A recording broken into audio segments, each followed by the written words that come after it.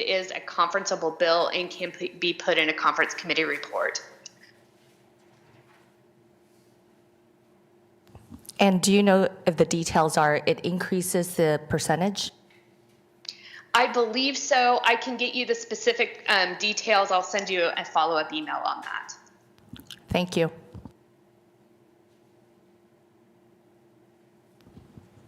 We see no other questions, Marley. Thank you very much.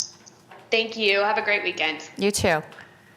I will do this every time that we use taxpayer dollars to go out of the city so that we have, again, transparency and what has happened.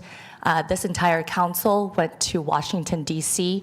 over the past few days. All 7 members attended the National League of Cities, as well as met with congressional leaders, specifically Senator Moran and Senator Marshall. This is our federal priorities for the year. Among one of the top priorities that we advocated for was tax-exempt municipal bonds, which help us with a lot of the capital projects, specifically police stations, fire stations, libraries, rec centers.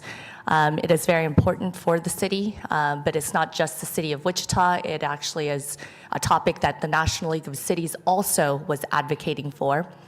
While also at the National League of Cities, had an opportunity to represent, again, Wichita being the largest city in Kansas, the large cities meeting.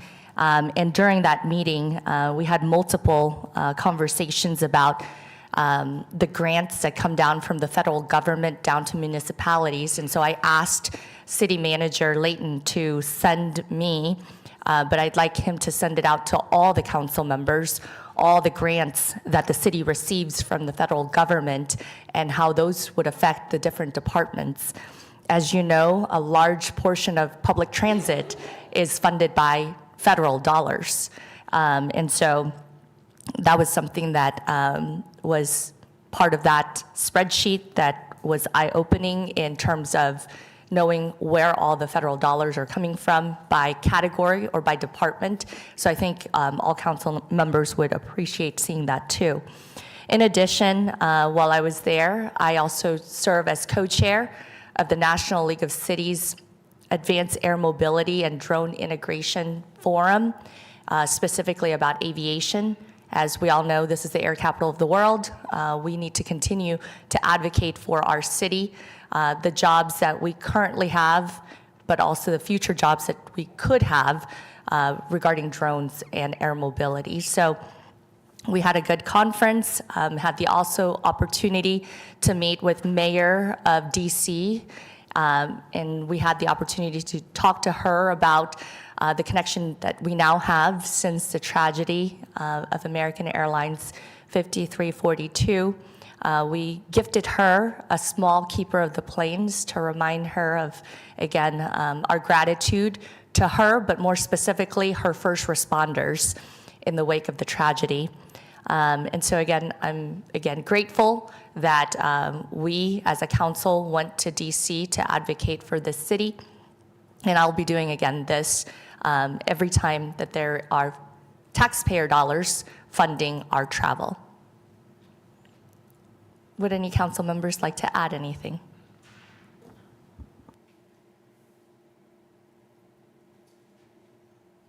If not, I will. Thank you. I appreciated that.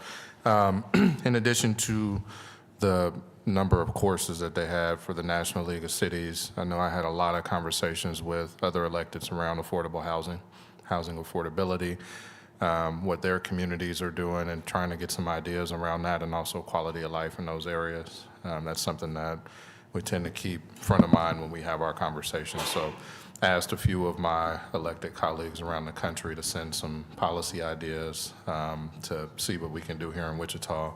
And to your first point, I think everybody's trying to look at all the details of what federal funding is coming into their communities. And we've talked about, there was a few colleagues that looked at, you know, what would be the long-term impact if their city had to take on those individuals, or if they had a national park in their city, and, you know, how that would work. So I think that's top of mind again as well for a lot of communities here in this country.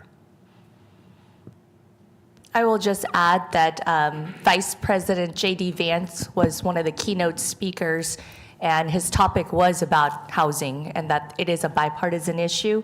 I believe every community is facing the need for more housing of all sizes, of all types, and of all income brackets. So again, Wichita is not immune to the conversation regarding housing, and I'm glad that it is being heard at the federal level, at the state level, and here at the local level. No, go ahead. You go ahead. Any further comments from NLC or DC? Tomorrow morning is the District 2 breakfast, and we will have Gary Jansen talk about drought, water reuse, Red Bud Trail, all things public works. So 9 o'clock tomorrow morning at the Regent, and then Teresa, my wonderful community service representative, and I will hustle down to the parade at noon. That's it. So tomorrow, it will be the St. Patrick's Day Parade in Delano. Councilmember Glasscock and Councilmember Ballard both are inviting us to the Delano area as they share that neighborhood. The parade starts at noon. There will be lots of festivities.